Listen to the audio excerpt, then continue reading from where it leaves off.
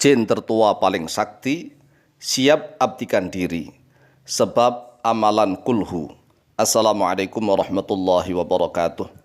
Bismillah walhamdulillah wassalatu wassalamu ala rasulillah Sayyidina wa maulana Muhammad ibn Abdillah wa ala alihi wa sahbihi wa mawalah wa la hawla wa la quwata illa billah amma ba'd. Saudaraku kaum muslimin wal muslimat rahimakumullah.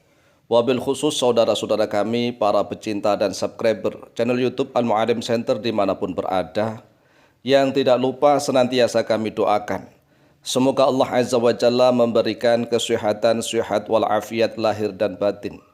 Semoga Allah Jalla Jalaluh memberikan rizki yang melimpah ruah, harta yang barokah, menjadikan anak-anaknya anak-anak yang soleh dan solihah, duriyahnya duriyah yang thayyibah, hidupnya sukses dan bahagia di dunia dan di akhirat. Amin, amin, Allahumma amin. Saudaraku kaum muslimin wal muslimat rahimakumullah. Dalam kesempatan kali ini kami Al-Fakir Mu'alim akan sedikit berbagi kisah, mengkisahkan riwayat hidup kami tatkala masih muda, sebelum menikah, ya masih muda lah. Kemudian kami diberikan ijazah oleh guru-guru kami untuk mengamalkan Qul huwallahu ahad Allahus samad lam yalid wa lam yulad wa lam yakul lahu kufuwan ahad. Ini dibaca beribu-ribu kali. Kemudian setiap 1000 kali kita berdoa mohon kepada Allah, ya Allah, ya Ahad, ya Somad, ya Allah, ya Ahad, ya Somad, ya Allah, ya Ahad, ya Somad, ya Allah, ya Ahad, ya Somad, lam talid wa lam tulad, begitu. Walam takun laka kufuwan ahad. Kemudian setelah kita amalkan dan puasa, berada di daerah, ya di suatu daerah, kami ceritakan nih, di daerah perbatasan Jawa Tengah Jawa Timur di pantai utara. Bayangkan dulu nih, perbatasan Jawa Tengah Jawa Timur di pantai utara Pulau Jawa. Sekitar mana tuh? Ada 2 perbatasan ya, ada perbatasan Jawa Tengah kemudian Jawa Timur, itu ada candinya tuh. Tapi sebelum itu kami dulu saat masih muda, ya baru dibangun dah. Tetapi kami mengamalkan itu beribu-ribu kali, berhari-hari.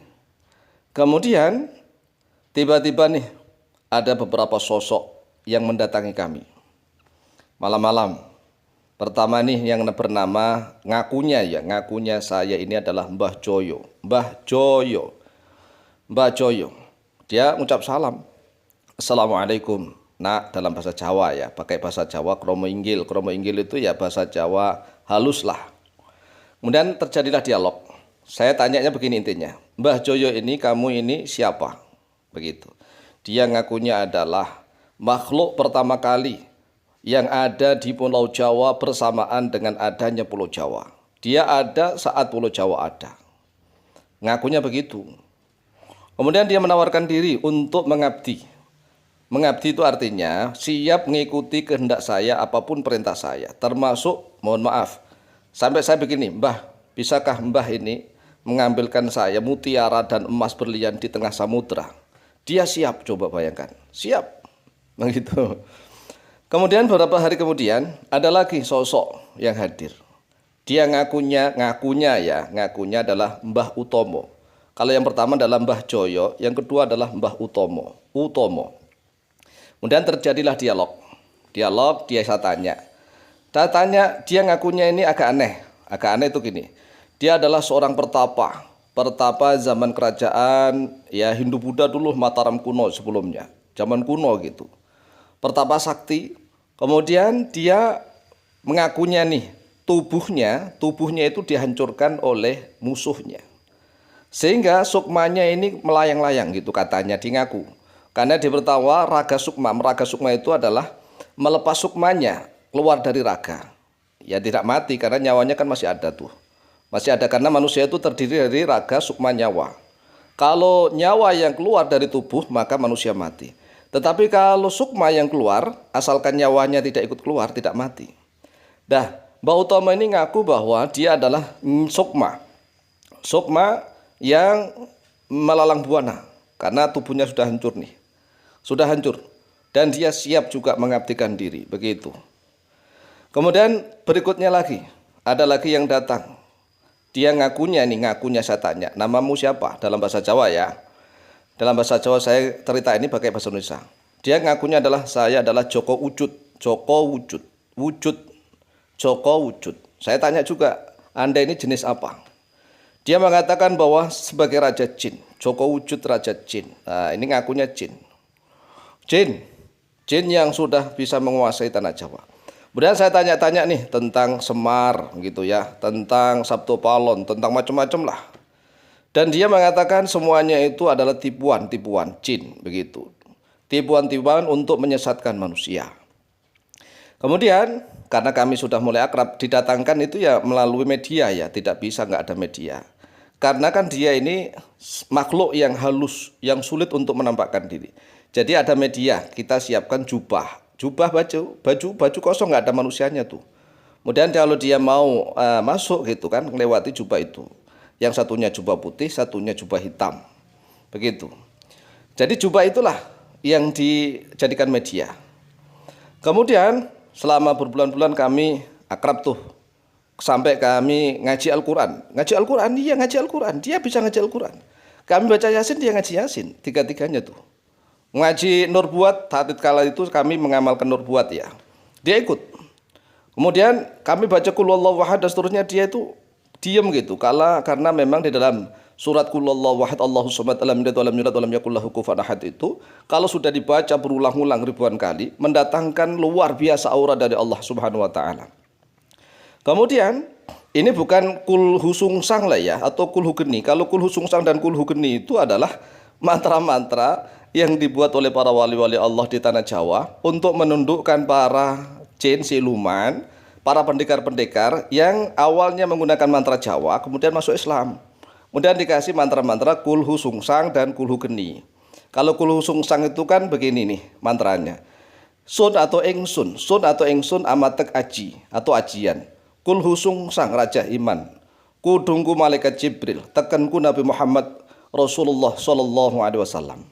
Ini kalau untuk orang awam ya, asalnya kan pendekarnya pendekar kejawen deh, baru masuk Islam begitu. Kemudian seperti kulhu geni juga gitu. Engsun atau sun amatek ajian. Kulhu geni bismillahirrahmanirrahim. Qul huwallahu ahad. Jadi dalam qul huwallahu ahad diambil satu saja. Qul huwallahu ahad kemudian kun fayakun. Masya Allah qadiran abadan. La ilaha illallah Muhammadur Rasulullah. Ini dua kul ini adalah untuk orang-orang awam yang baru masuk Islam agar hatinya senang begitu. Kalau orang yang sudah Islam, yang sudah yakin dan pintar ngaji, memperdalam ilmu syariat, kemudian hakikat dan ma'rifat, yang dibaca ya qul huwallahu ahad Allahus samad lam yalid walam yulad walam yakul lahu kufuwan ahad, bukan kul sungsang, bukan kul hugeni. Singkat cerita, kami berhubungan dengan tiga makhluk itu ya selama berbulan-bulan, tapi nggak sampai 3 bulan, hanya 1 bulan 2 bulan lah. Kemudian kami ajak tuh tiga-tiganya untuk membaca Al-Quran. Mulai dari surat Fatihah, Al-Baqarah, Al-Imran sampai An-Nas. Tiga-tiganya mampu ikut. Kami sebenarnya dalam hati itu ingin menguji benarkah ini tiga makhluk yang menggoda saya. Bagi saya itu adalah godaan ujian. Kemudian kami minta nasihat pada guru. Ceritalah kami, cerita semua. Kemudian oleh guru kami suruh mengamalkan sesuatu agar bisa membuka kedok tiga makhluk ini. Akhirnya ketiga-tiganya terbongkarlah kedoknya. Ini kan luar biasa, penipuan yang luar biasa. Dia mampu membaca Al-Quran, dia mampu ngaji, dia mampu macam-macam. Tapi ternyata tiga-tiganya adalah penipu, pendusta luar biasa. Oleh sebab itulah, wahai saudaraku kaum muslimin wal muslimat, sengaja kami cerita ini agar saudara-saudaraku berhati-hati. Kalau ada ustadz-ustadz yang mendatangkan jin, memasukkan jin ke dalam raga atau jasad manusia, ditanya ini itu, maka hati-hatilah. Lawang kami sendiri aja sudah ditawari, didatangi tiga itu, menawarkan diri untuk menjadi abdi kami, mengabdi kami. Jadi kami yang menyuruh-nyuruh gitu. Tapi kami tidak mau. Kami malah justru menyelidiki siapa nih sebenarnya tiga makhluk yang menggoda kami, yang menggoda iman kami. Ternyata terbukti ketiga-tiganya adalah tentara-tentaranya iblis laknatullah alaih. Ini luar biasa tipu daya iblis itu. Oleh sebab itu sekali lagi hati-hati ya. Sengaja kami tidak tampakkan tuh surat Al-Ikhlasnya plus bacaan-bacaan tadi. Mengapa? Karena kami hanya ingin cerita. Khawatir nanti kalau diamalkan, antum belum kuat iman, kemudian antum akan memiliki khutam-khutam makhluk yang antum sendiri akan diatur oleh makhluk itu. Ini bahaya. Ini akan merusak akidah keimanan kita. Oleh sebab itu mohon maaf, lafadznya tidak kami cantumkan di dalam tag video. Demikian.